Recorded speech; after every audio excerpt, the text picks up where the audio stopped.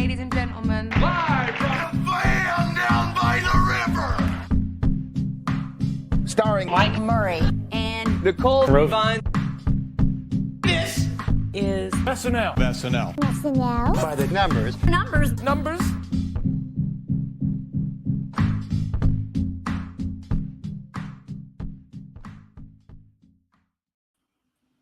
Hello, everyone, and welcome to SNL By The Numbers, episode 4 of season 48. My name is Nicole Rovine. I am joined, as always, by Mike Murray. Mike, how are you?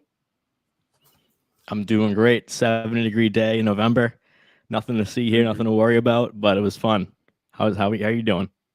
Yep, beautiful day here in New York as well. Mike, if you can't tell by his accent, is in Boston. I think everybody knows that by now, but also in New York City, it was very nice. And TJ is our guest today. If you're listening, you probably know TJ. He's a very frequent guest all over the Saturday Night Network. He has a podcast of his own that I just recorded an episode on, and very excited for that to come out. His podcasts are always great. His episodes on this are always great. But they're really the best when we're fighting. I love to fight with TJ. We fight all the time. And so this will be one of the more rowdy By the Numbers shows because of just the nature of my podcast dynamic with our guest. So I'm very excited. TJ, how did you have a 70-degree day, and how are you? Ma'am, that was the most baked potato intro I've ever had because it was loaded. All right. There was sour cream, chives, cheese, bacon. The whole 9 was on that introduction. And I was thinking to myself, I'm probably going to fight with Nicole. We've been getting along great lately. And then I immediately just felt it. I was like, oh, wait, it's this inert like need to disagree. I'm doing well. I spent the day at work. They had a food demonstration, and they made Filipino food and talked about Filipino culture, and they made pork belly, and so that was great.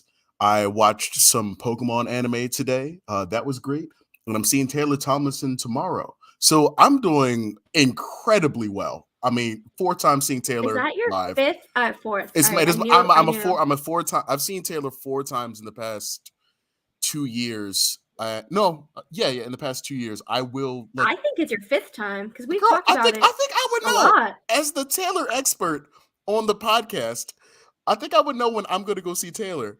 No, but it is my 4th time for sure. I know that because the payment. Also, here's my other disagreement with Nicole. How dare you call me a guest on this podcast? I am a regular panelist like many other people. I'm a guest on this show. I use those words rather interchangeably this way. I think in the context, that's fair. In the context of this new show on the network, I will say guest as more of an umbrella term, and this is just podcast, semantics, but for anyone interested in, I will say I'll say guest here, but if you were, on one of the more regular shows, I suppose I would say panelist. But I think I've said that about everyone who's come on here, just because I'm not everybody, Nicole. Fresh. I'm not everybody. That's true. Also, Mike Murray, it's great to meet you for the first time. I have enjoyed, the absolute foundation you've added to this wonderful creation and team that is here. This has been one of my top 5 podcasts for the past couple of years, and you've been a fantastic part of that. So seriously, all the work you do behind the scenes, man, just giving you flowers. Well done. Granted, if you say some trash stuff, I'm still gonna yell. But seriously, just wanted to Please. Give you a nice. No, I appreciate it. When we you started doing this, no, I don't think we've ever podcasted together. No, never. But when me and Nicole did our pre-season meeting, I had two choices for guests, and it was you were one of them. Oh, that's so nice. I had a list of do not choose. I had a list of do nots. And it only had one person, and it was you. And then Mike. I vetoed it. You can't say that because again, we've been on each other's podcast multiple times. Yeah, it's a very clear line. Imagine if Mike had one person he wanted, and I had one I didn't want. Oh, I would love to see that. Yeah, that's not true because if there's anything, it's just good podcasting happening here all around. All right, but why am I here? What are we talking about? I agree, and it's all love. It's all love. So we're here to talk about the most recent episode of SNL and the numbers all around it. So we also we always like to ask a new panelist slash guest slash special extra special guest, just your temperature check. Now I have to like,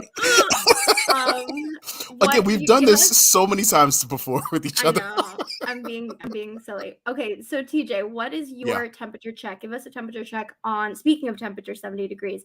How are you feeling on season 48 in general? We've heard from you at the Saturday Night Network, but we haven't heard from you on By the Numbers. So give our By the Numbers peeps, in the context of numbers, what's your kind of, your hot takes, your vibes all around on the season so far?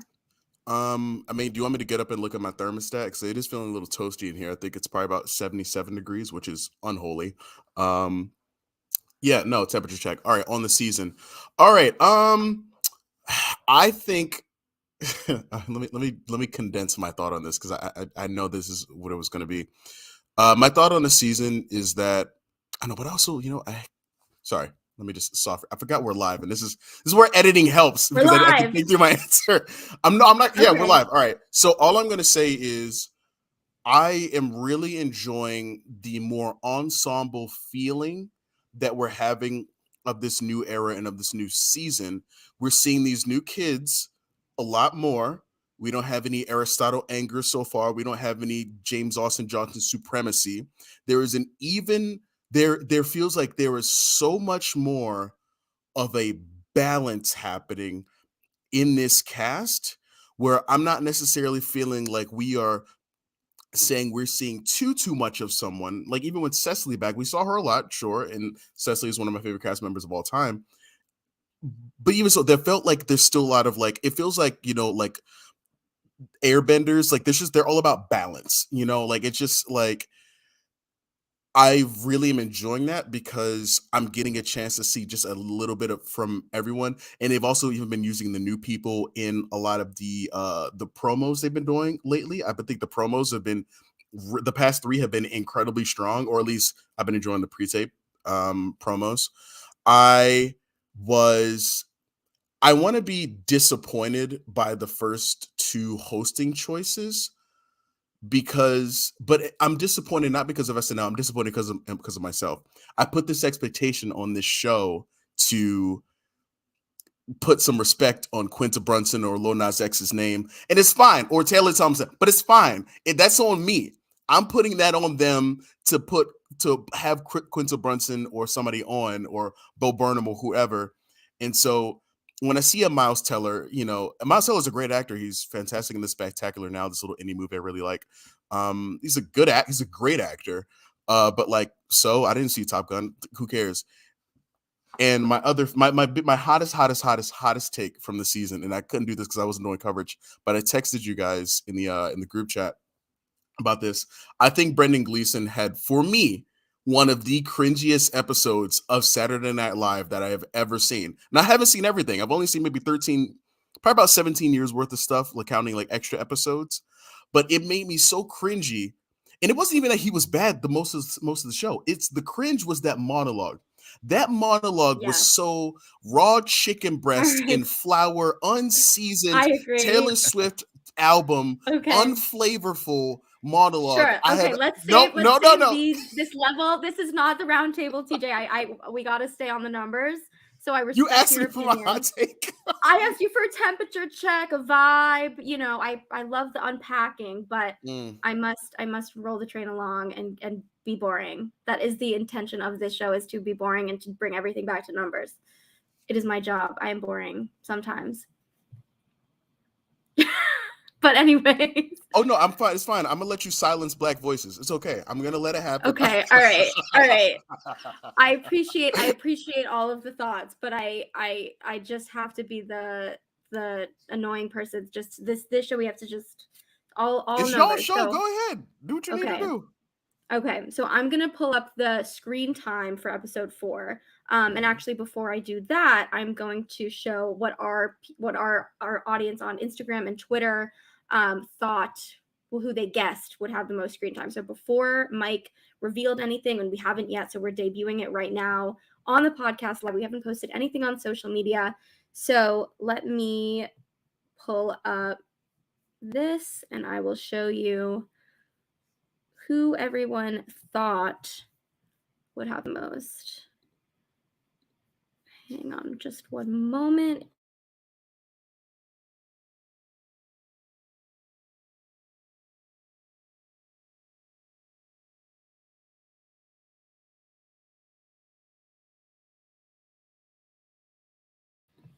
You guys can keep, you can go back to what you were saying before while I get these all together. Hold on. Oh, now you want me to Resume talk? rant. All I was gonna say is that monologue was so cringe that it made me wonder.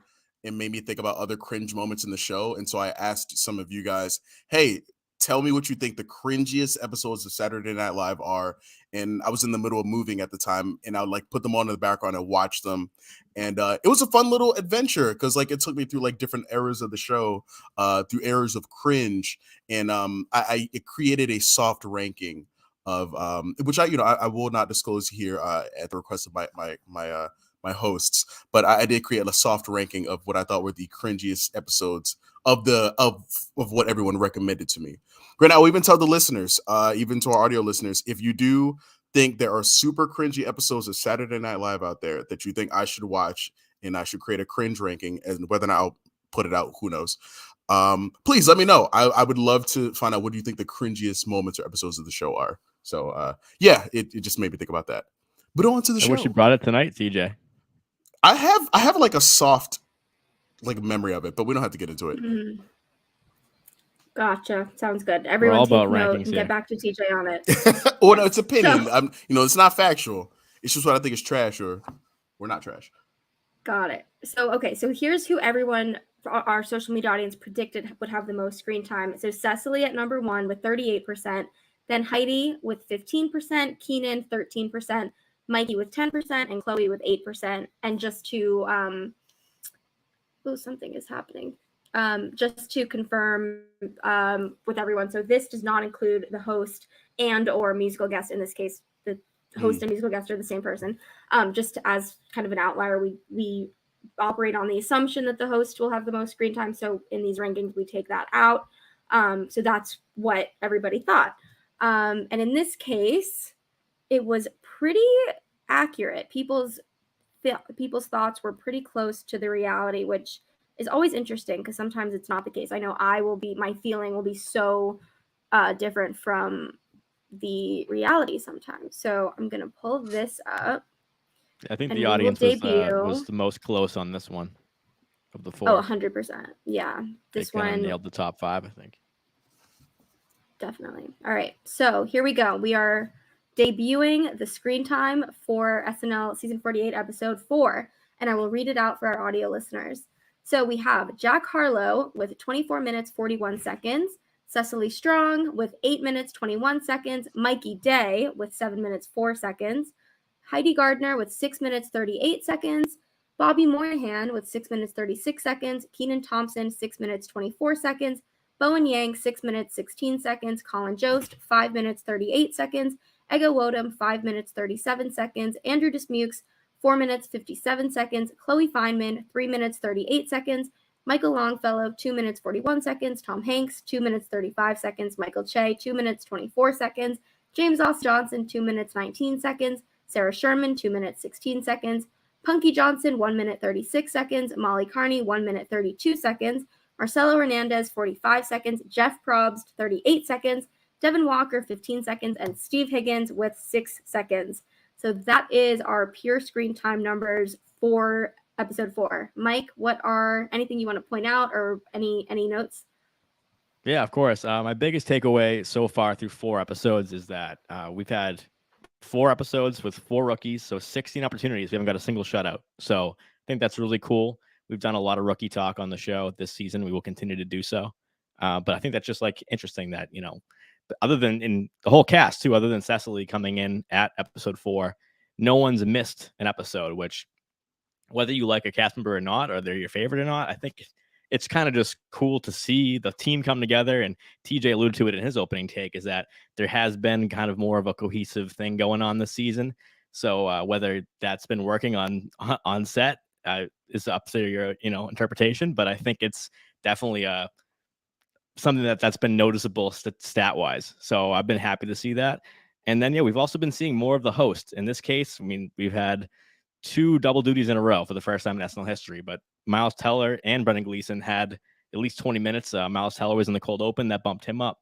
So we've had on average more hosts than normal, even without the performances. It's been a little bit more host and full cast. So maybe that has to do with some cast members leaving and not, taking up too much of the time. But it's definitely been working for me as far as getting the screen time and just noticing that everyone's participating. Devin Walker had a huge episode last time, and he has a small one this time. So it's like ups and downs, but no one's getting left out. I like that. Yep. What do you think, TJ? What about you?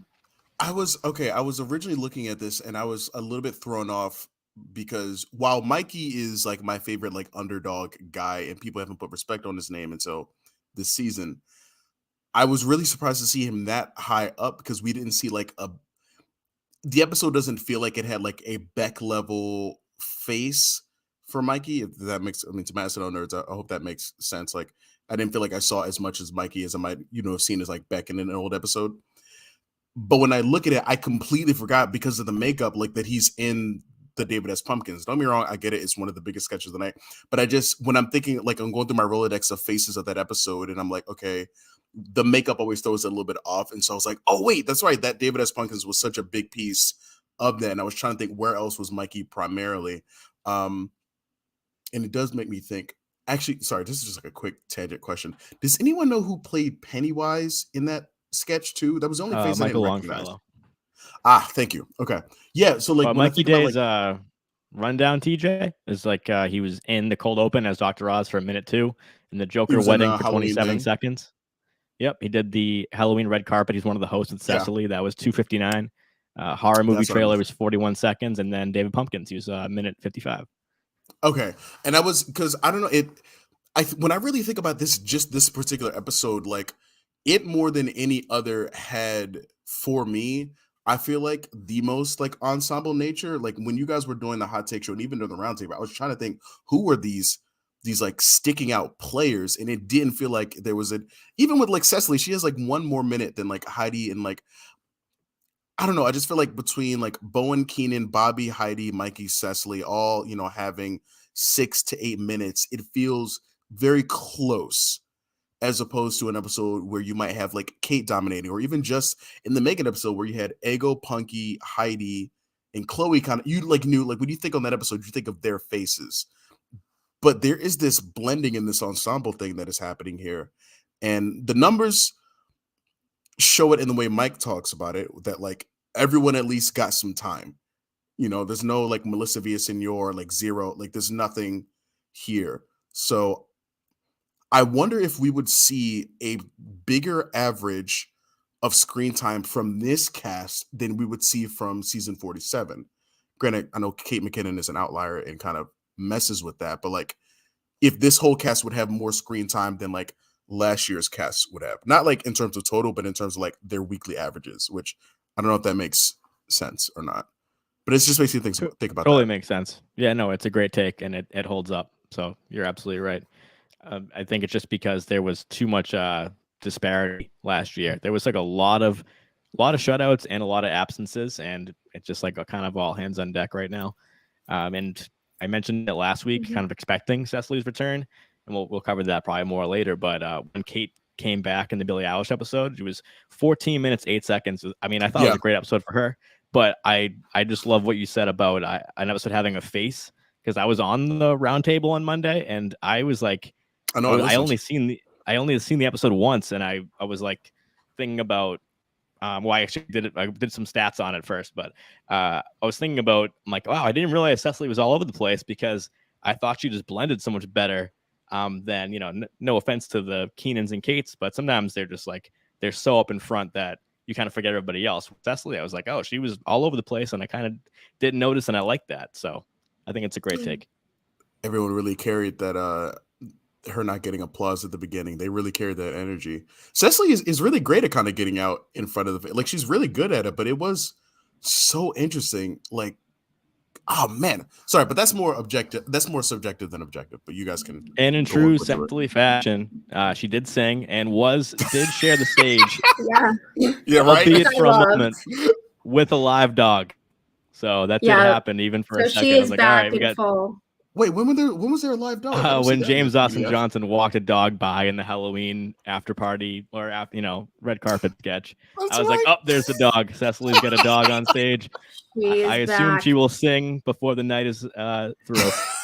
I mean, I always think SNL is gonna zig and then they zig, and Yeah. Another thing that I think is different this episode that I wanted to point out is a lot of people, like, we also put the sketch appearance numbers next to the names in this order of screen time. I didn't read them all out, but it's interesting that it's not like the people at the top have the most appearances. Like, people in the middle, Chloe had 6 appearances, which was tied with Cecily, and Chloe's very much like in the middle of the pack in terms of total screen time. So a lot of people were like very much in a lot of different things with small parts, and then some people were in a lot of things with bigger parts. James Austin Johnson's another one who's in, like, he's kind of at the top of the bottom third on here, but he was in five different things, which is a lot.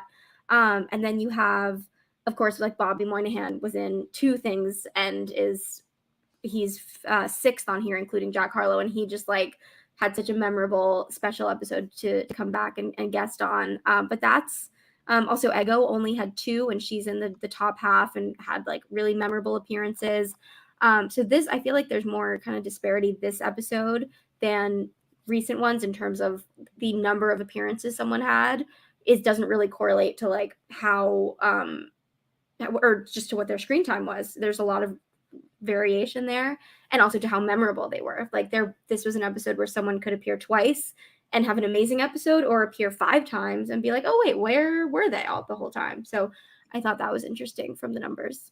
Right. Yeah. I do want to throw this out there just because I don't know if it will be appropriate to come back in a future episode, but as the season goes on, I have like basically the back of the baseball card stats going all season for these fine folks in the cast, and I was looking at their screen time per appearance.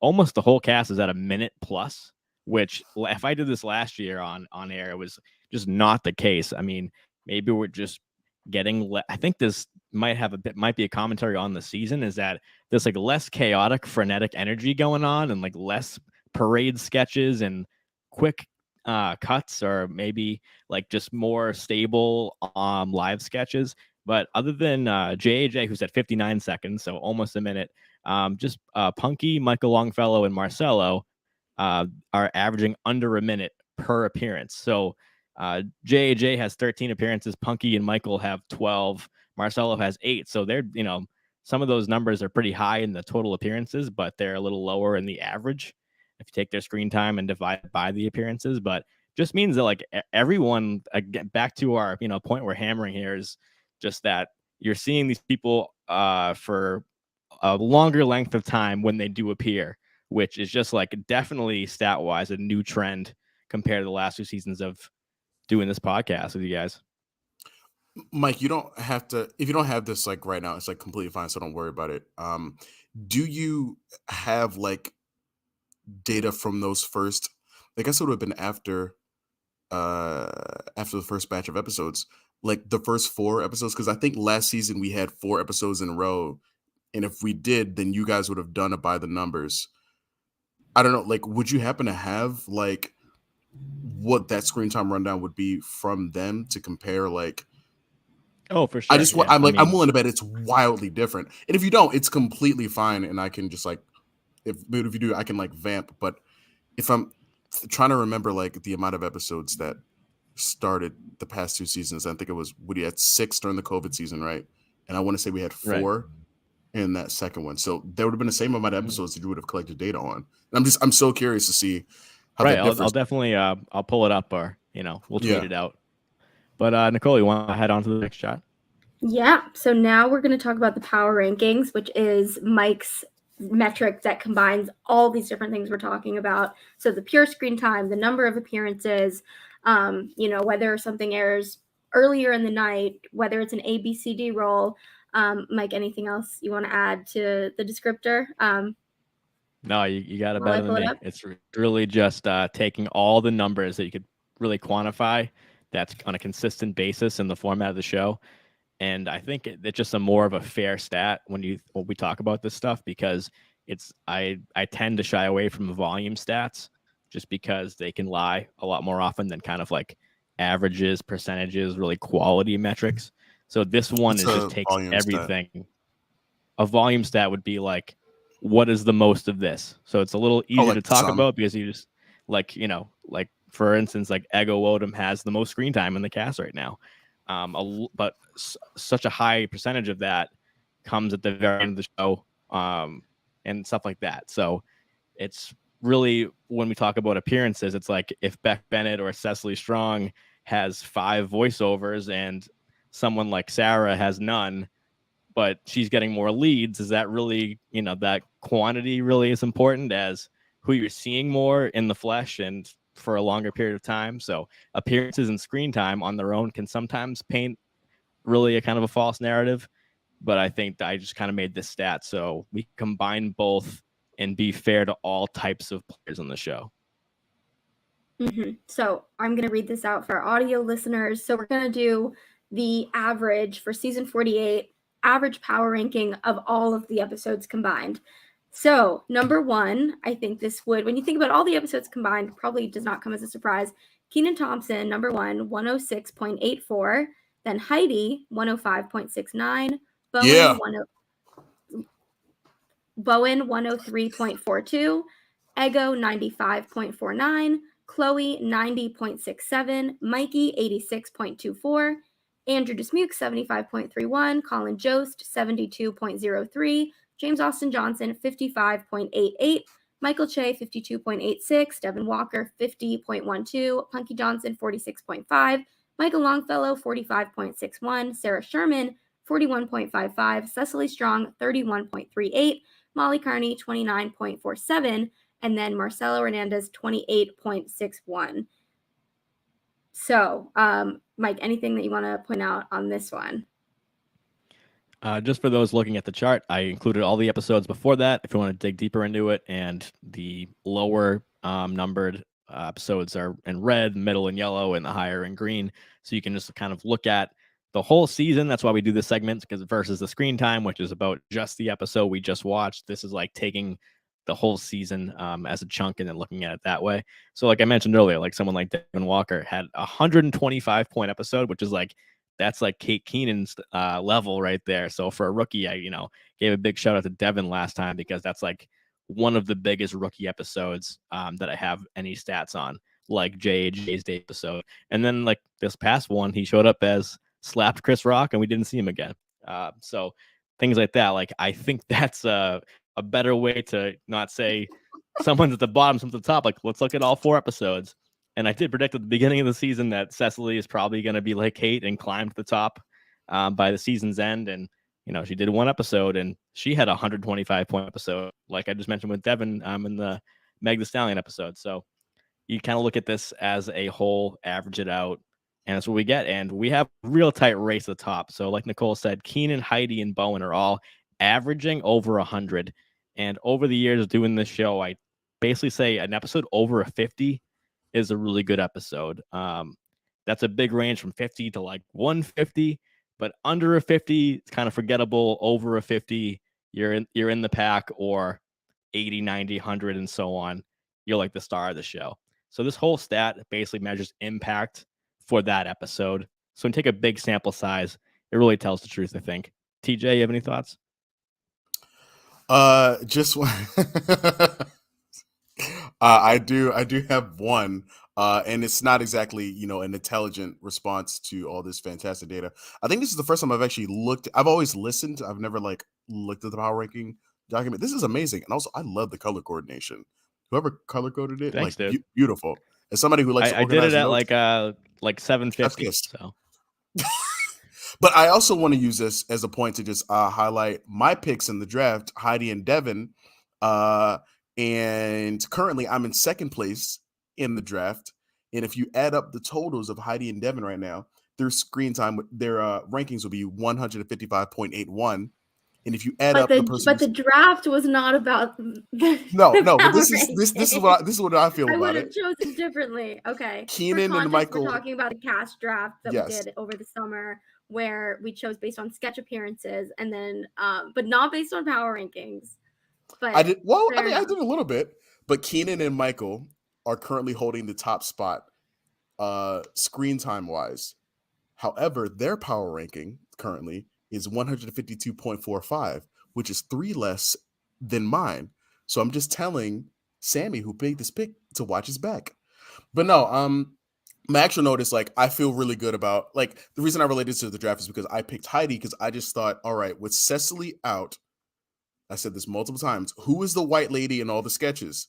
It's Heidi. And this, like, all like silliness aside, like that's kind of the same thing that like Beck had. Like, who's gonna play the dumb white guy in a lot of sketches? You're gonna have that guy in a lot of comedy sketches.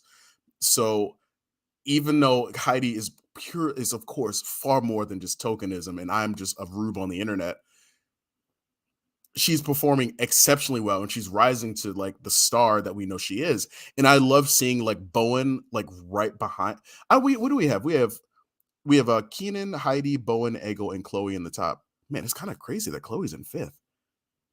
Did anyone else see that coming? I didn't see that coming. Yeah. Yeah. Especially I know, it's Chloe crazy. dipped last year. So Yeah, if you were like on exactly. Chloe watch, you had like her first 2, featured years, and then you're like, all right, Chloe and Bowen are definitely gonna jump up. And Bowen, like, has been pretty linear, steady going to the top, and now he's number 3 in the cast. Where Chloe actually went down a little, and we were like, is she gonna fall by the wayside to a Sarah JJ or somebody like that? And now she's like really like just consistent across the board, showing up in so many different ways, pre-tape and live. So yeah, I didn't see it coming, but I'm glad to see it. There are 2 storylines, or at least 2 like notes that come out of me from this. One is with this top 5, we have our new stars. We've been waiting for them for the past the entire time that this podcast has been on. We've been waiting for Heidi, Bowen, and Ego to like really get their due and to get their time and to shine. I mean, and Keenan, and they clearly are. And I think that's like incredible and wonderful. It feels, honestly, as an SNL fan, it feels like a little bit of validation to be like, we knew they would rise and they have, and this is a clear indicator of that. And 2, this might not be anything, but is there something about the Brendan Gleeson data compared to the other 2? Maybe it's just because for the listener, for Heidi and Keenan, they have very low. There's something about just looking at the Brendan Gleeson sketch appearance and power ranking data. It I don't know. I'm just seeing a lot. I don't know. I could be completely wrong here. I No, just wonder you're if on there's something, TJ. like it Really, when looks we like the talked about that rankings are just episode, lower. yeah, when we talked about the episode, there was a lot, like we talked about. I think Johnny mentioned it. John mentioned on the hot take too. It was like there was like a lot more room in that episode, like less screen time for most of the cast, that sort of thing. So remember, Yeah. this is an weighted average stat that takes into consideration just the data from that episode. So we're not always going to get the same range, like the same mean, median, mode for the stats, but it just really shows. That's why I like to look over the season. But you're definitely right. I mean, especially because of the color coding, you're seeing a lot more reds and yellows than dark green and light green. So yeah, it definitely stands out, and you're absolutely right. It just because there was like just fewer appearances by the cast in that episode. And if you go back and look at them, like the Blood's Oath sketch, there was no one came in and out, the same 4 people on the stage, or the Try Guys sketch with the same 5 people on set, Oh, yeah, that sort of thing. episode? So that episode. It just makes me ask a question for you guys. For Sarah, JAJ, and rest in peace Aristotle. Marcelo is the lowest rank right now with like 21.61. If I'm remembering those old episodes. 28.61. Sorry, I thank you, Nicole. Yeah, 28.61. If I'm remembering right, I feel like we had, what do we have, like Melissa and Aristotle like in the teens? Like I don't know, like I don't like need an exact amount. I don't know if you guys remember generally, but I feel like we had people that were ranked 19.67. Yes. last year, TJ, was Aristotle's ranking at this time. So he would have Okay. been, by far the lowest in this cat compared to that data. And then would you say Melissa? Melissa, and I'm also thinking like Lauren Holt. I'm trying to think of those low ranking, and I'm feeling like Yeah, Melissa would have been Marcelo by now. Melissa had 3 really dud episodes and a really big one, episode 4 last year. So she would have averaged out to be a 38.6, Okay. which would still place her 4th from the bottom, right ahead of Cecily, who missed 3 episodes. But you're absolutely right. The lowest scores this season are in general higher. And that kind of goes with our theme, I guess, Yeah. tonight about the usage has been a little bit more equitable and across the board, for everybody, not just the rookies or the vets. Yeah. Yeah, that's true. I mean, we're looking at the bottom, and there isn't, like we talked last year about being on watch for certain people, and like I just don't have that sentiment at all about anyone right now. Everyone feels like they're like in a good direction, and also if you track sort of the progress, everyone towards the bottom, it's not like someone shot at the top and then have been going down. It's like people are up and down week to week as is normal on the show. So yeah, anything else? I agree. I think Chloe being number 5 on here is a big storyline that let's keep an eye on that, because that would be huge after her season last year, when she did, as Mike said, take kind of a dip numbers wise. It would be cool to see her in that top 5. And then, yeah, I think there's a lot here that's been fluctuating, even just these 4 episodes. But I feel like there's this top that's really solidifying and crystallizing, and then we're going to see a lot of movement in the middle, I think, is my prediction. And then I think the bottom, other than Cecily, who I think will rise very quickly now that she's back, she's 3rd to the bottom now. I think she will soar up. But my guess is that the top like 3-4 and the bottom 3-4 are going to be pretty not much change going on, and then I feel like the middle will be a lot, but I don't even mean that in a bad way. I think it's just the nature of like the show and having rookies on and things like that. But yeah, any other notes on this before we move on to our next segment? Just one last thing. For Chloe, it's reminding me of something, Nicole, I heard you say a few weeks ago. I can't remember when. But there was something I want to say in the preseason, and you made a note that, sorry, I think I'm hearing an echo a little bit. You guys hearing an echo? No? Okay. All right. There was something that you said at the beginning of the season about how with Pete gone, Chloe is the most external SNL member right now. And that wasn't the exact way that I think you said it. I'm paraphrasing. But, she's the one out here going to all these, I don't know, Nicole, you're the one that's better with like pop culture. So you know the name of all the the Met Gala. Yeah, all that stuff. Yeah, you know all that stuff. And Chloe's out here in these streets, like doing all those things. And it just is so interesting to see that reflected in the data, because while Chloe's, clearly a completely capable star, it is very interesting that like all I can think about when I look at that is I can just think about you saying like her being that external facing star. But I don't know if she has the same effect of like Pete did, where people are like tuning in for Chloe. But I think it's interesting, and it's something to keep note of. Yeah, for sure. She's also, the nature of the content she brings to the show, I think, has that like viral potential.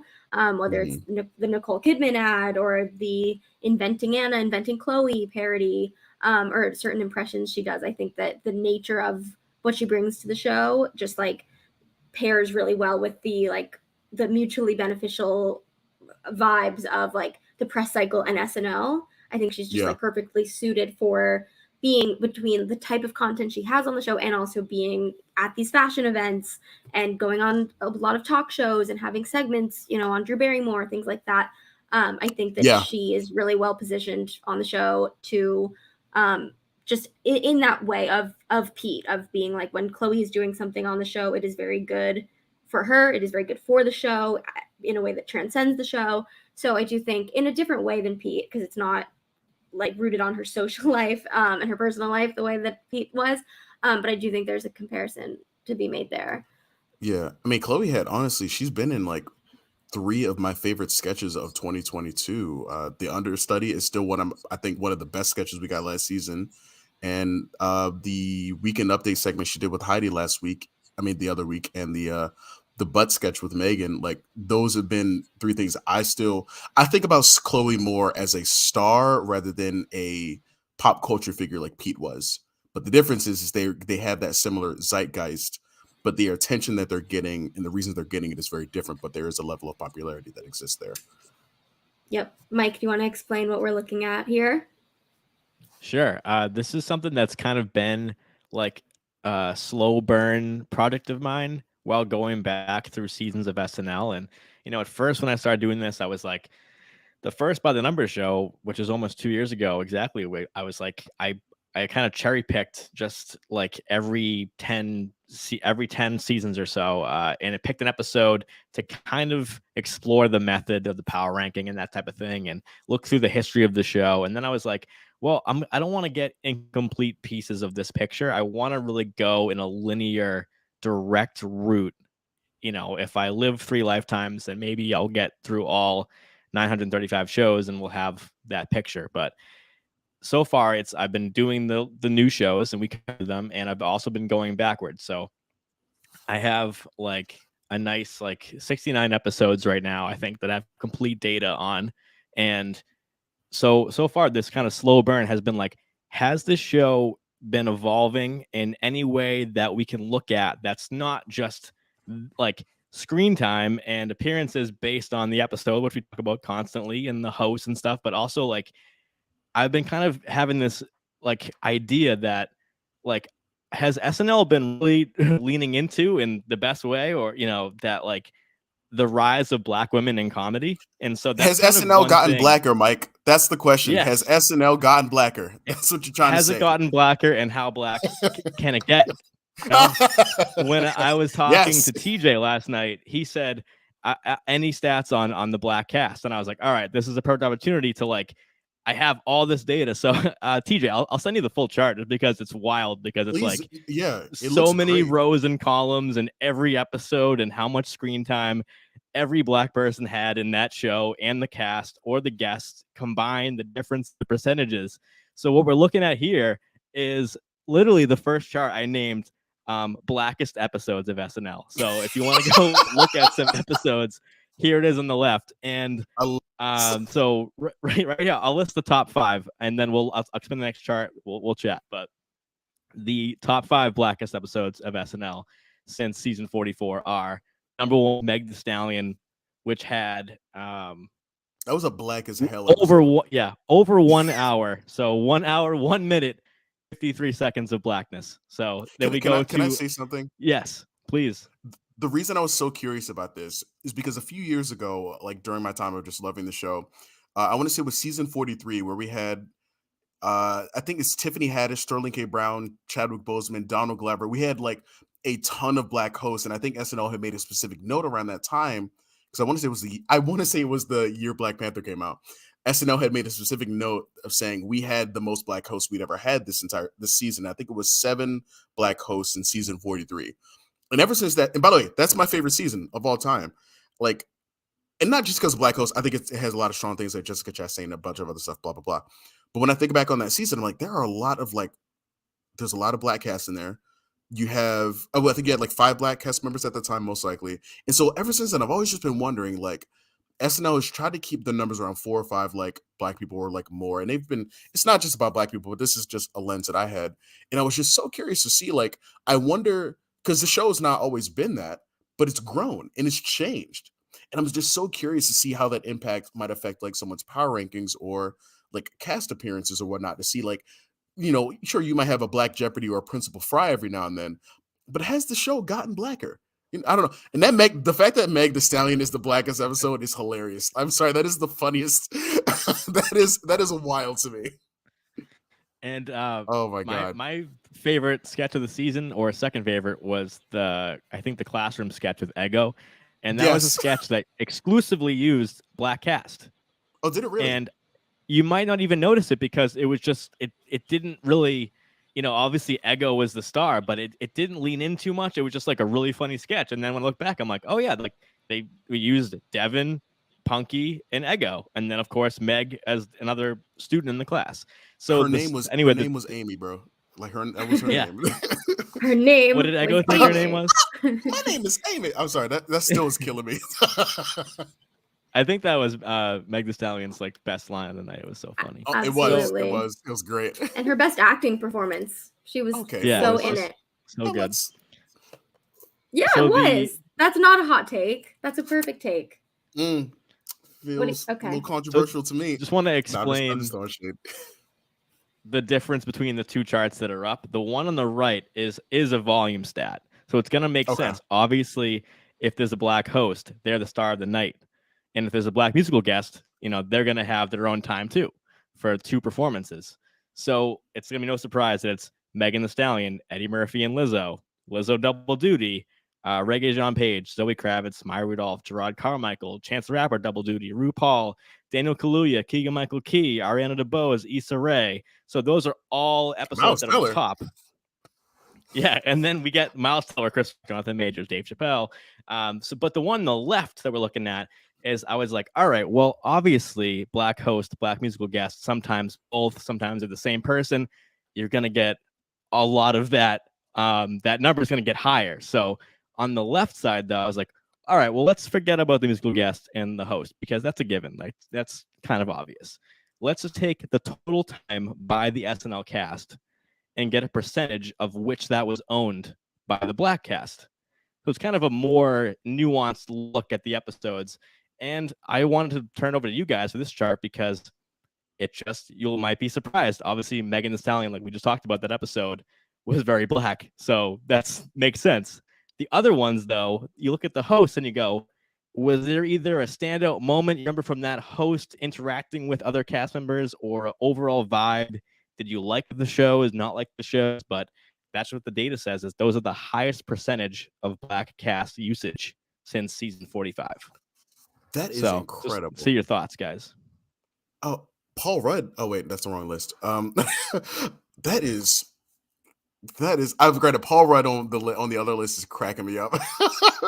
But Dan Levy, is it Levy or Levy? Nicole, you know. Levy. Thank you. Rami Malek, John, and Kieran Culkin. I'm trying to find the narrative here. And granted, it's not just like racially based. I'm trying to think about like those actors. There's not even like, I mean, Meg's a musician, Dan and Rami are actors. I mean, Dan's a showrunner. There's no link even in career here to these. Also, JJ Watt is on this list. So, by the way, point that's that on my out. cringe list. That episode is on my cringe list.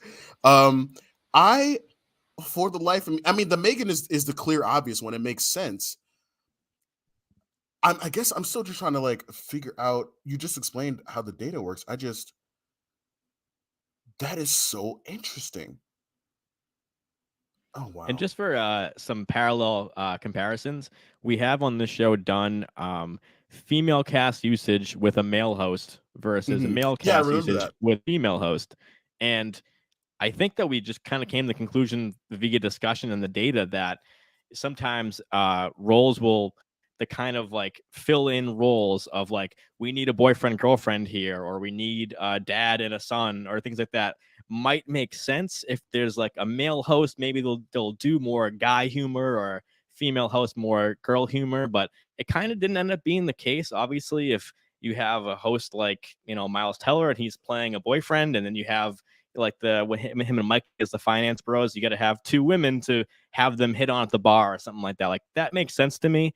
But in this case, it just like, I just figured, let's throw it out there. It doesn't have to make sense, but it kind of just makes you think about what was going on in those shows, where they're just like strong update pieces that had nothing to do with the host, or was it just that like you kind of were trying to dig into, TJ, like, was there synergy where they had more black cast members in their sketches, which I think is interesting too. But these are all ones that have 30% plus.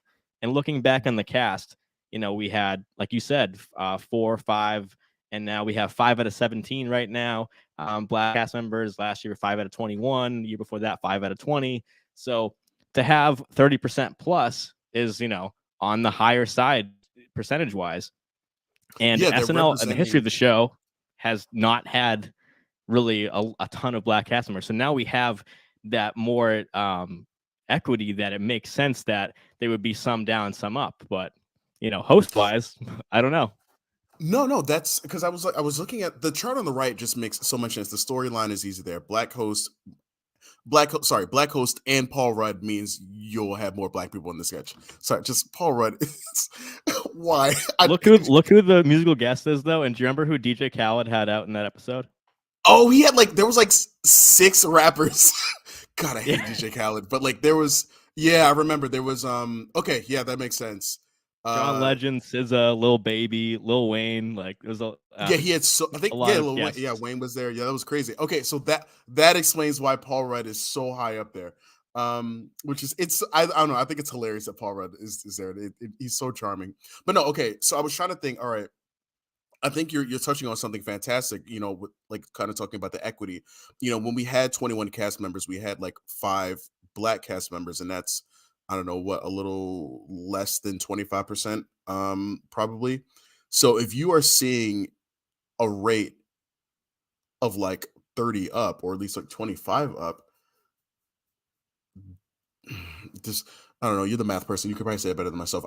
You're showing is I want to say episodes that you'll see a 25% or more. What is this appearance rate? Is that what the number I'm looking at This is? is just screen time. So take Screen time. There's a column right on this chart. If you're watching us with us on the screen, Mhm. there's just because it's a percentage wise. So the Brendan Gleeson episode, there was low cast usage, so it's a low total. But this is all based on percentage. So it has Yeah. the total amount of time cast members of SNL are on screen, no one else, just the cast, and then percentage of black cast being used in that total. So that's what that is. It also makes you just wonder how much percentage of this is just Keenan. He has to be an overwhelming Ken just in the chat just made a note about Chris and Ego kind of really breaking out, which is That's a great true. point.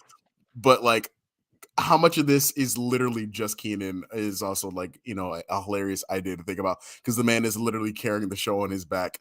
I don't know, Mike, thank you for putting this together, because I'm realizing there may not be as much, besides black host means more black cast members, which is something we know. There may not be as much of a through line, except to see that we do see maybe a positive trend in black cast appearances here just by looking at this data. I don't know, Nicole, what do you think? You've been oddly quiet.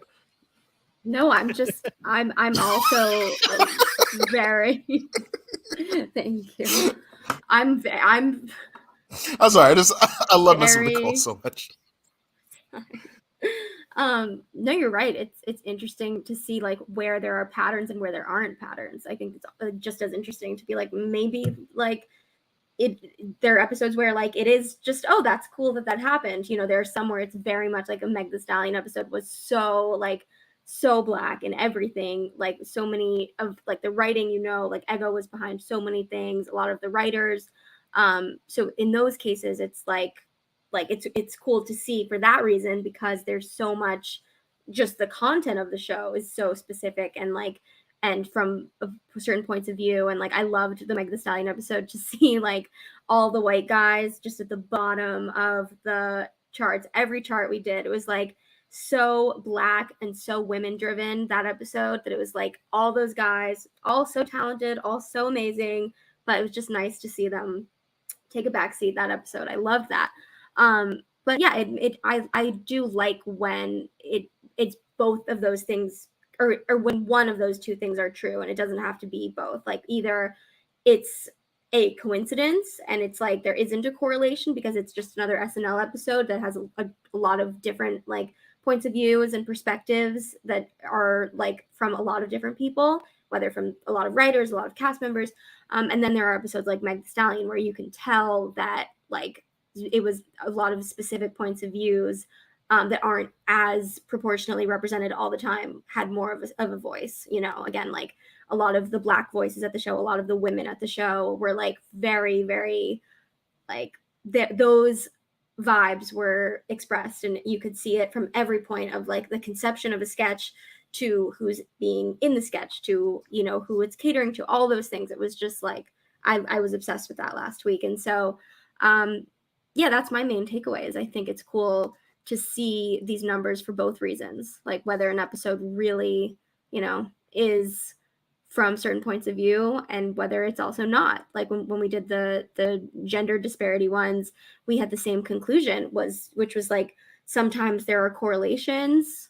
When there's a woman, it's going to be a lot of women empowerment stuff, and sometimes when it's a woman, that means that woman host takes up a lot of the roles that are just a woman here, and then therefore other women in the cast would not have that role. And both of those things happen, and it makes the data really interesting. Like we have the Amy Schumer episode coming up, so that'll be interesting. I think I know which way that one's going to lean. I mean, and I love Amy too, huh? Yeah, I said do you, because it could go both. I think it's going to be right. White. It's going to be women primarily, and then it's going to be Black, because Amy is I think she's a great ally. And especially from her time on her Comedy Central show, like, yes, she might crack a lot of jokes, but like, I think she kind of has that Sarah Silverman thing where she can be kind of crass, but she has like a good heart and she wants to like support different voices. So I'm not saying it'll be like, it'll definitely be a very female focused episode, which I think is solid because Amy is really able to bring out like just fantastic comedy out of women. Like, she's just able to do it exceptionally well. So I mean, that's just it's very obvious where it's going to go. And she has another season coming out of Inside Amy Schumer. If it's not, oh girl, I know. Oh, already, trust right? me, I know. Was in September. Yeah, September. Yeah, I think it dropped. I haven't seen it yet. Yeah, now I have no excuse not to see it because I. Yeah, you do, because it's on Paramount Plus. We can wait, and that's not Universal. So since it's not Universal, I can insult them all I want to because we're not doing a podcast for Paramount. I'll wait until iCarly season 3. I'm probably not gonna watch that either. Whenever the new South Park special is, when I get Paramount Plus. That's what I wait for. Yeah, I'm excited. But our predictions are that the Amy Schumer episode will be very women driven and women featured. I agree with you. I think diversity in general. I would love to see, just like the Meg episode, a lot of the white men taking their seat for a bit. I'm not saying all that because the white boys. I'm saying it. Look, you didn't say it. I'm saying it. That's fair. I just want to make something very clear. The reason I get so excited to see like a Black Jeopardy sketch or something is just because it's just nice to see something that's so rare. I don't need other stuff to like not happen. I just want to see like the balance we see in the season. So like the white boys got like the PDD boys, like, yeah, they came in from like, I don't know, like they had connections, but the voice is funny. And they make me crack up. I still think about the Men's Jackets hard seltzer. So it's not like, yes, I like to celebrate like Black things or other voices, like, like Nassim or like Aristotle or like just other voices like really getting highlighted. Sure. But like at the end of the day, it's what's funny is funny. And I hope we can see, some like crayons, some of the crayons on the screen, No. Yeah, no, I'm totally with you. I just think like the history in general, the history of not just SNL, but of, the world has like catered to a certain type of person. So I think that like when we have those episodes where it's clear that it's not just about those people, it's always fun. That's more what I mean. Yes. No, I agree. Yeah. But I'm totally with you. I think that everyone is worthy and all those things. I didn't say that. We're not all lives matter in this. Like, that's not what's happening here. Okay. No. I didn't mean to go the other way. We should move on. Did not mean to go there. That is not what I meant. Okay, well, I think we're all on the same page. Quote from Nicole Rovine: "All lives matter." Is that a direct quote for you? That's the clip. That's the poll. Yep. Okay. This has been a great one to sit back on. And on a positive note, though. Sweating. Yes. Yeah. Mike, do you go? Yeah, we can get some positivity and some stats, so we can move the blank on. So it's I was gonna say that this is it's kind of a bummer at first, but it shows like really strong progress. TJ mentioned earlier that Tiffany Haddish, right? So looking at, I was like, oh, it's only like about 20 Black female hosts in the history of the show. We're at 935 episodes. That's a terrible percentage. That's awful. And then you look at it like, well, since then though, like it's like even just in the recent seasons, I was looking, I'm like, okay, we have Meg Thee Stallion, Lizzo, Zoe Kravitz, Ariana DeBose, Maya Rudolph came back, of course, Regina King, Issa Rae. So like right there, that's even just like post-COVID. So like for having a very, very low number in the history of a 48 season show, you know, black women being funny is nothing new. So I'm glad that SNL is at least You're damn right. putting them on the show. You're damn right. We're just looking at it that way.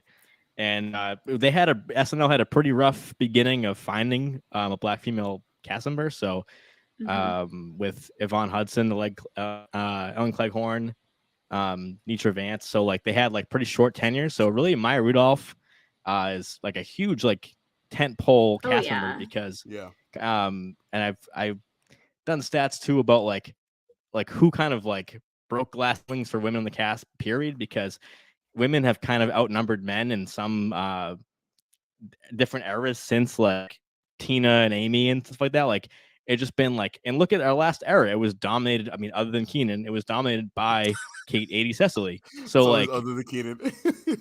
Right, because Keenan just like the steadiness of the show.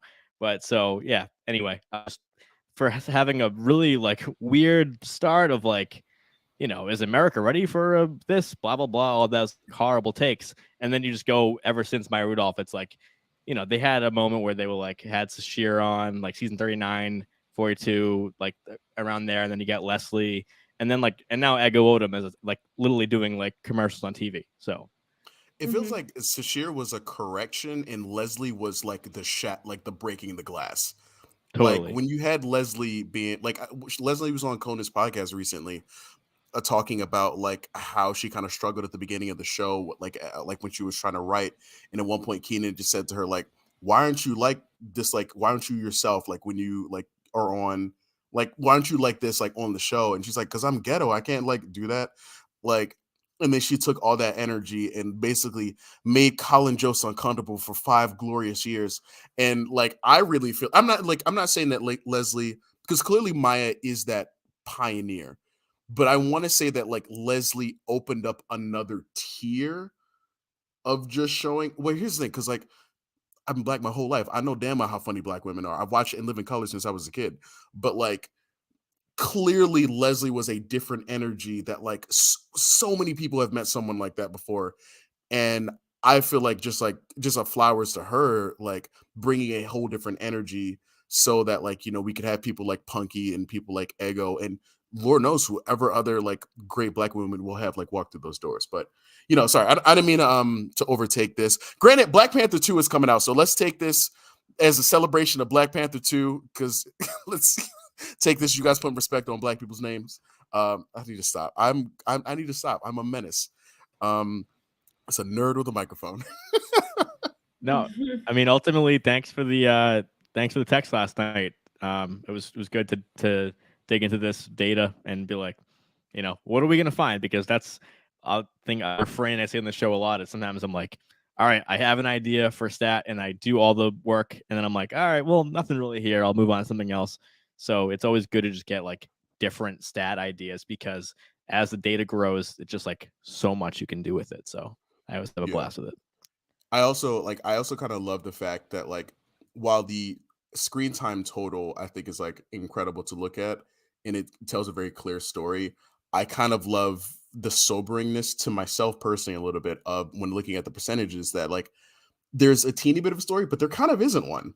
Like there's not a set specific narrative, which to me, having a bit of randomness, not having a narrative kind of like, I feel like means there's not maybe a pattern of like trying to like silence voices, and maybe I don't know. I kind of like that maybe there's a little bit like randomness to, which means there isn't maybe some kind of insidious like pattern going on, which I think is kind of cool, honestly. If that made any sense at all. No, it totally did. I agree with you. Okay, so do you want to, I think now we'll do this segment where we each choose someone that we want to highlight from a data perspective. So whether you think they had an amazing episode or you wish they had a different type of episode or any reason, anything, any cast member who you think just from a data perspective had a very interesting episode. Mike, you want to take it away? Sure. I figured I'd pick a pretty, softball this week and pick Cecily Strong, just because, this is hopefully her last ever return. She hopefully doesn't leave again. So just like my dad. Yeah, I know.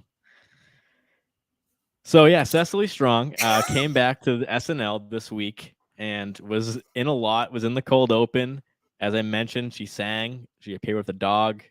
She introduced the host for his performance. It's funny. Have we mentioned Jack Harlow's name once? I don't even think we have. Oh my But he God, we hosted the totally show. haven't. We literally have not. And I like, well, he kind of just felt like a cast, like, like a He cast, fit kind in of like, so well. yeah, it was kind of like an Alex Moffat type thing where he kind of just fit in. He was fun and he came in and did his job, but it wasn't anything that like was star making. Also, but I just like Harlow though, except for that Whoopi sketch. That was just classic Harlow charm just there. Um, Right, but and just speaking to that, doing the stats last night, I was like, mhm. finished them around like 2 a.m. last night, and I have to rewind and watch the deliveries and the reactions and stuff. And I definitely came away, at least while we're talking about the host for a second, is that I think he did a really, really strong job that at first viewing didn't really come through. And I was like, sometimes that's a lot how to do is to be in the background, because a nuanced performance doesn't get the flowers that someone who's wild and crazy and yelling and wearing a crazy costume can get more of a immediate laugh than someone who's pretty nuanced. But I thought it was pretty good. I had like zero He expectations was a for real, him, but the thing is, he was honestly, you know what? Here's comparison to how good of a host he was. Like basically, it's the equivalent of the Anya Taylor-Joy episode where it was like some people were maybe a little bit tepid, but we were good like comp. Yeah, they serviced incredibly well. Granted, I think Harlow was a slightly better host. Like there was more personality there. I said more, not full. Interesting. Yeah. Well, I feel like Harlow has more identity. Oh, he's a rapper also. He has more identity than Anya Taylor-Joy does because she's an actress, and actors can kind of change identities. Um, so yeah, but it is kind of crazy we hadn't like brought up Harlow. This is Harlow Erasure. Also, if I hear John say Halloween one more time, I'm gonna lose my mind. Um, yeah. John. I may unsubscribe, honestly. Anyway, so Can you imagine you come on the podcast, but you just unsubscribe? 1-star review. Don't ever. yeah. Yeah. By the way, review this podcast. Yeah, So 5-star review, son. Yes. Cecily, just I think maybe I'm glad we talk about Jack Harlow. We don't talk about Cecily too much. It's just that it was like I couldn't imagine a better return episode, because if it opened up with or update was Janine Pirro, and it's like haven't we had the Yeah. perfect send off of this, or had it didn't. I feel like Cecily is she's so big. I know like Kate was big, and when she had her send off, we see the Colleen Rafferty sketch and things like that. But so we want that goodbye, but with a to join the cast and not make it about you or not steal the show, but like I don't know, she seemed like she just like didn't miss a beat. I wanted to just highlight her because like I said, I'm hopeful there'll be no more cast absences and we'll keep going forward like this. But it seemed like classic Cecily in the best way. And I think there was like just overall on the podcast and the fan base, a little like apprehension about like, the new kid coming into class and kind of like messing with the vibe. And I was like, oh, she just like is the absolute pro and can just jump in. And I just love like even when she was on set, on stage, that whole AA meeting sketch, and like didn't say a word. Like Yeah. unless you watch the group shots, you wouldn't even know she's in the sketch. And she just like, what about the song? And I'm just like, I love when someone can just quietly enter like that with the line, and it's like, I don't know, that I think that's my favorite sketch of the season is the AA sketch. So that in the classroom will be number 2, like I mentioned earlier. But I just like it was perfect Cecily. I love when a cast member like that of that stature can be a supporting character and just kill it. So if you guys have any Cecily takes, please let me know before we move on. But she's also in the bartender sketch with some great reactions. Hosted the Halloween red carpet, was kind of like the leader of the Skechers pre-tape, and like I said, introduced Jack Harlow at the end. It's kind of crazy because you kind of have to do work to suppress Miss Strong. Like we say, like, oh, she blended in, which is true, but then we look at them numbers And she clearly, like, while she did blend because her roles felt blended, she herself, she was still working. She was still, out there earning that. Well, granted, I think everyone at SNL gets paid like very similar rates, but like she was that'd be a good episode sometime, like talking about SNL pay. That's besides the point. Like she is, what are we she's the top cast member with screen time. Yeah, the only person who got more than her was Harlow. Mhm. I don't know. It's weird because it feels like you're like trying to like hold in a Kamehameha wave. It's like you can do it, but you're holding back a lot of power, and it's still going to shine through a little bit. That's for the nerds. It's well, who doesn't know DBZ? But I don't know. I just think it's interesting. Yes, I have nothing more to add. I agree with both of you. I thought that she did it was the perfect return episode for Cecily, as much as I would have thought I could have possibly enjoyed her fitting back into the cast, and I was so happy to see her. And the theater kid, the amount of theater kid in the AA sketch was perfect because it was, for me, I'll take all of it, and I think that was enough. That wasn't too much for the people who don't love it. So that was perfect for me. Okay, the person that I want to talk about is Sarah.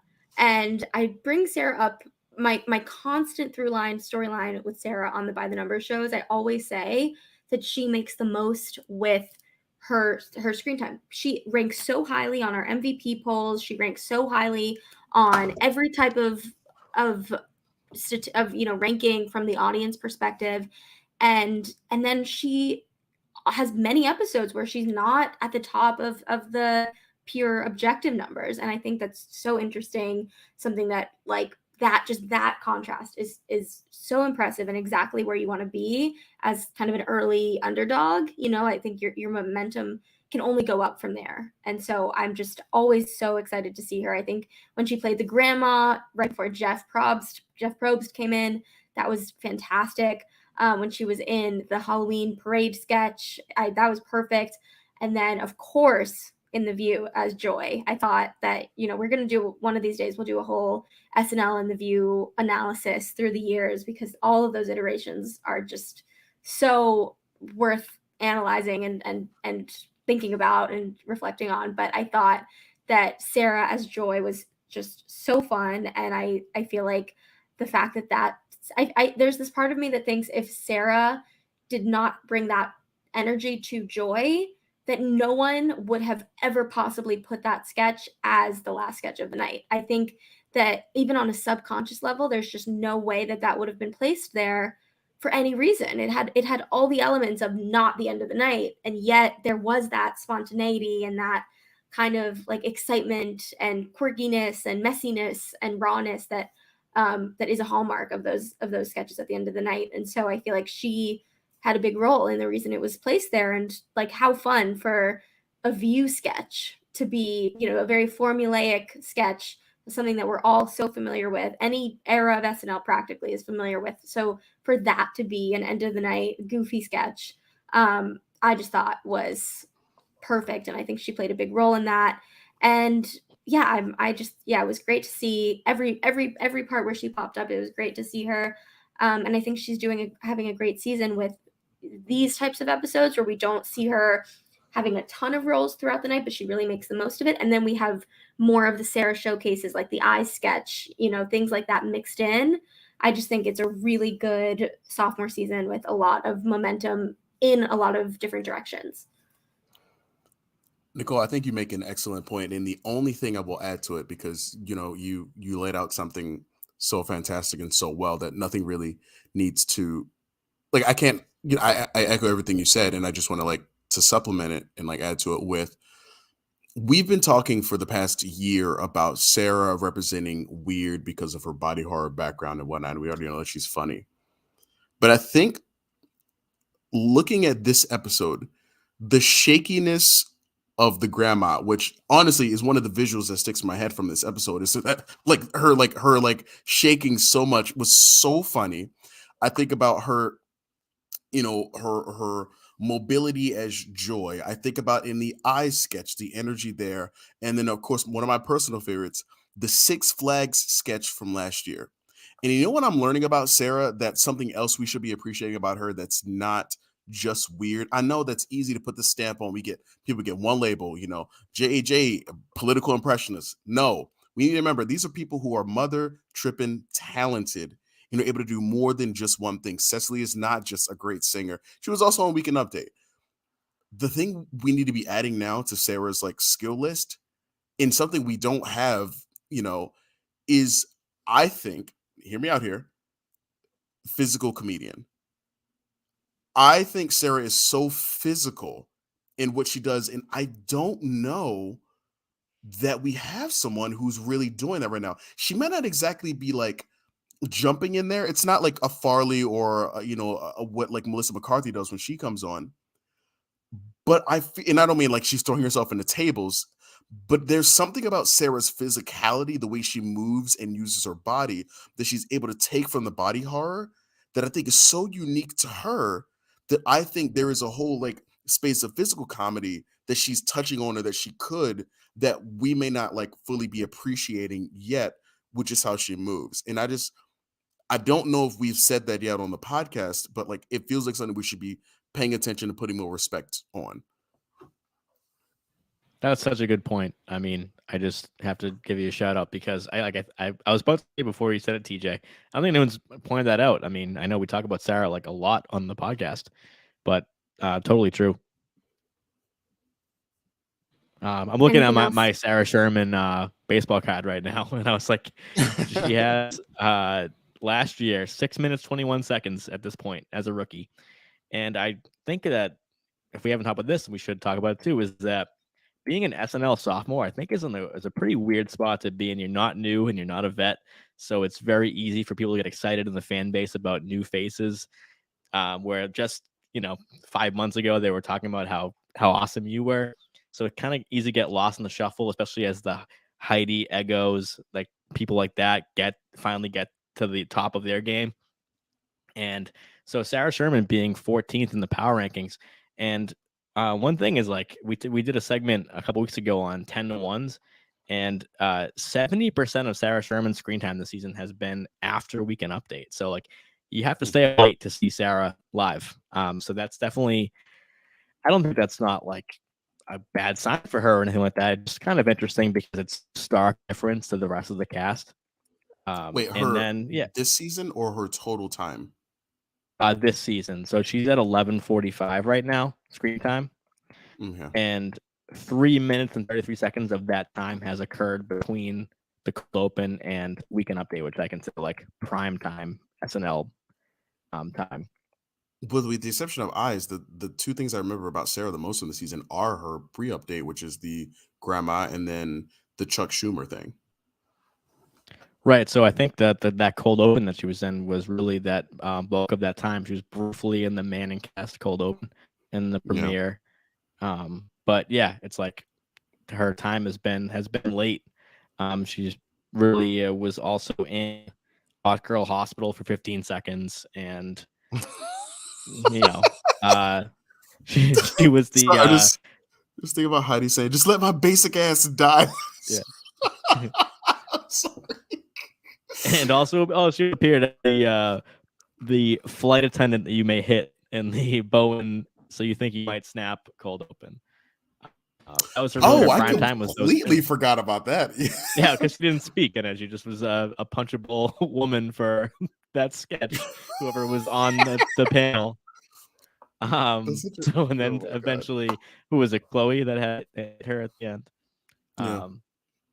But yeah, that was just my pulling up my Sarah stats, and so it's like and definitely just been kind of consistent in the middle. But I also think that, and you guys kind of alluded to it, but not being really like put into a box, I think is like super important starting out. So people may be like saying, "Oh, I want more weird Sarah. I want more of the body horror. That I want more of your Twitter presence on the show." It's like, you don't want to become that right away. I mean, if that's what she wants to be known for, then all the power to you. You should do what you do best. I have no problem with that. But to see her do other things, I think will be more beneficial to a 5-year run on SNL. Yeah, it makes me wonder, is JJ I hadn't thought about this, but is JJ like, is he kind of shot in the foot because like he came out guns blazing, rookie of like best rookie of all time. So anything he does, is it not downhill in quality? Of course not, because he's very funny. Is it downhill in terms of impact for him from now on? Because he had such he came out the like gate running. So when we see him like the wedding sketch with the Joker, like, is JJ, if he's not doing political stuff, does that mean for him that he's like, Sarah has the room to grow and just like exceed and do exceptionally well? God, I don't like to have conversation about like if people are peaking, because I don't mean that in quality. I just mean in maybe how much we see him. Maybe Definitely this is more filling thing a for him. Moffat space for sure, being the Moffats of these sketches. Which You is think JJ really is the steady. Moffat? Oh, big time. That's I mean, like being that is a the hot take. officiant. I mean, I don't think that's necessarily a bad or a good thing for the sketch roles. It just means that like having someone that's just like reliable live player on stage Okay. to keep it going. It's like you just inspired that by saying the Joker sketch is like, that character really didn't have any punchlines. It was just served a purpose. So like that's what we consider utility roles, like, where Dismukes, I think, has emerged as being like, you're going to see him maybe once, but he's going to be the lead, like in the photography sketch or the Joker sketch. So things like that where like crazy this season. yeah. And like, yeah, he's had like a high average for a time per appearance. Anyway, but I just think, yeah, it's a slippery slope. It's a small balance beam to be on for JJ and Sarah. But I think it's exciting to see them, because if we were seeing Biden Trump every week and Sarah was going to go completely 0 seconds and then be the lead in something crazy, and then you don't see her, like, it's, I think the fan base most of all just wants to see variety, diversity of comedy, and just like surprises a little bit each week. We don't have to reinvent the wheel, but it is fun to see different people do different things. This might be more of a roundtable thing to note, but you know what? We've been bitching and moaning for the past let me rephrase it. Myself, Andrew Dick, and a few other very loud members of the SNL network have been like bitching and moaning about this, what we want to see in cold opens. And I feel like, I'm not saying if you like love them or hate them, but these past 4 episodes, we have been getting that. Like, yes, they still like to throw out Trump, but like I barely remember him as a blip on the radar. Like, he wasn't like the star of the sketch. They have been trying different things with the cold opens. I feel like we should give them their flowers to say like they are trying something a little different with how they're opening in the show in this new era. And it's only just now dawning on me that like they have been doing it, because I've been complaining so much about these cold opens the past couple seasons. So like I like that they're trying something new, and I'm fully supportive of it as I think about it now. Even if they're not like the world's best, but there's a variety there. Mm-hmm. TJ, who is your person that you would like to talk about? There's more of this podcast? Okay, yeah, sure. There's I just gotta like one more. I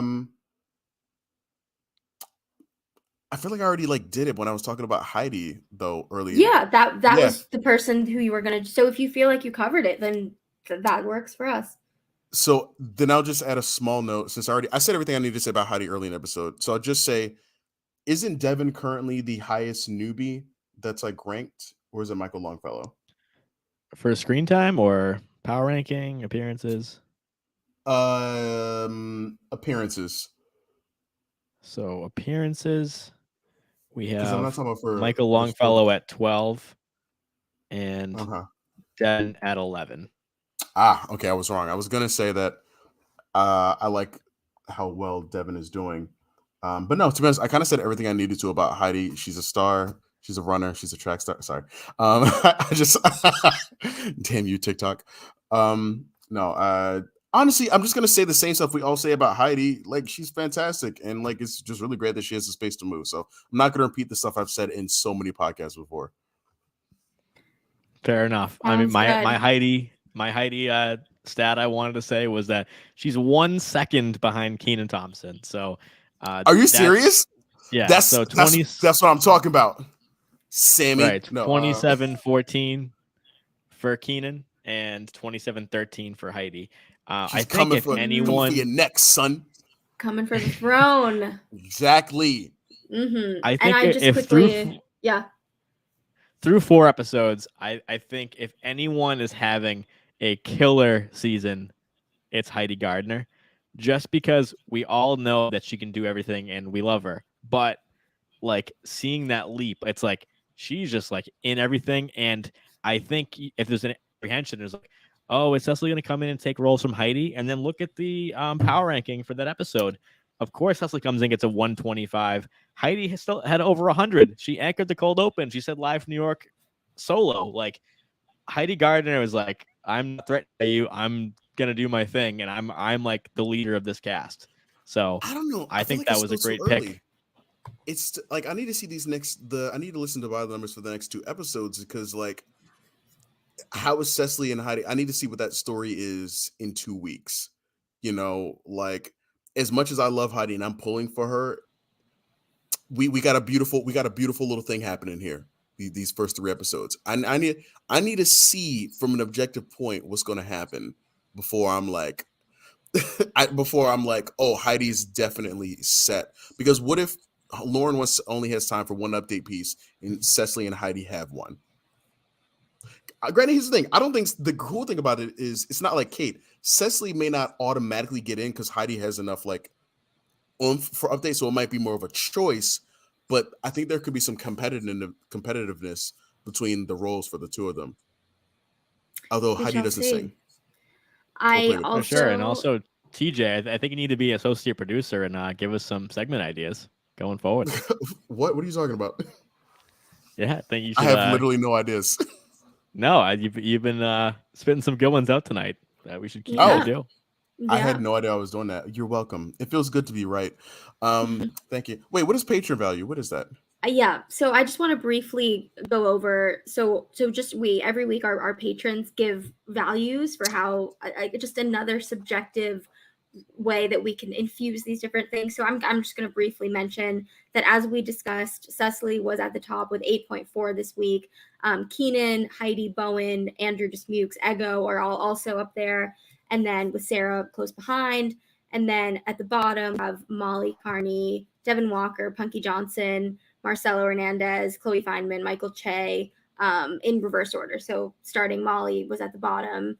But we're not going to get into this. I just wanted to mention it since we will continue to talk about the patron rankings. And as always, you can become a patron with the Saturday Night Network at any time on Patreon. We do a lot of fun stuff like this, and then we talk about it more in depth over there on Patreon in our group chats and things like that you can be a part of when you're a patron. So just wanted to bring note to that. And with that, this has been really great. What do our patrons have against Chloe? Yeah, Chloe got a bad beat. Yeah, like that's come on, patrons. What's up? Yeah, I don't know. It's a good good thing to wonder for about. patrons. Please vote for next time.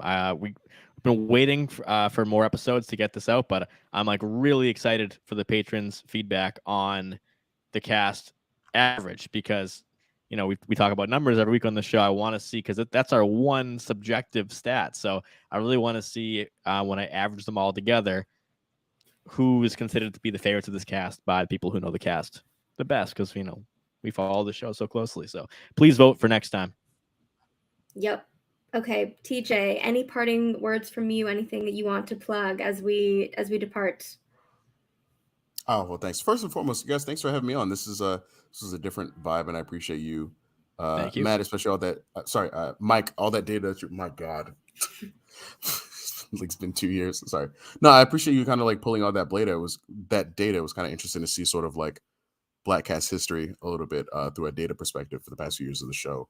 And so close to Black Panther 2. I appreciate you being an ally, my brother. No, stop. No, but if you want to listen to more of me, you can find my podcast. I have a 15-ish minute podcast called Rabbit Trail. that we've had lots of wonderful guests on. We've had Sean Grant, we've had Nicole Rovine, we've had Rebecca North, we've had John Schneider, we've had Manette. We have had wonderful guests on the show, and I've been enjoying doing it. We are now 62 plus episodes strong. It feels good to produce, and we're still moving along, just talking about whatever. This past week, we just did an episode on talking about what makes a good villain, and sort of talking about the nefarious evils, and it was released on Halloween. Next week, we are doing an episode on Guitar Hero with an artist named Devix. He's a current contestant on The Voice season 22, and he's like actively like on the show, like competing, and so used to go to high school with him. We used to play Guitar Hero sometimes, and great musician, really fun guest that we had on. And then the week after that, we'll be doing one on Karens. We're going to have an episode come out with Nicole about potatoes. It'll probably come out around Thanksgiving. And if you would like to reach out to the show, you can find us on Facebook, Instagram, and Twitter at We Are Rabbit Trail. That's RABID. You can also find the podcast literally anywhere except SoundCloud. But honestly, why are you using SoundCloud? What are you, like a rapper that's trying to get a career going? You can also find me, TJ, at King Compliment on Instagram and TikTok. Thanks for having me, you guys. Thanks for being here. And Mike, how about you?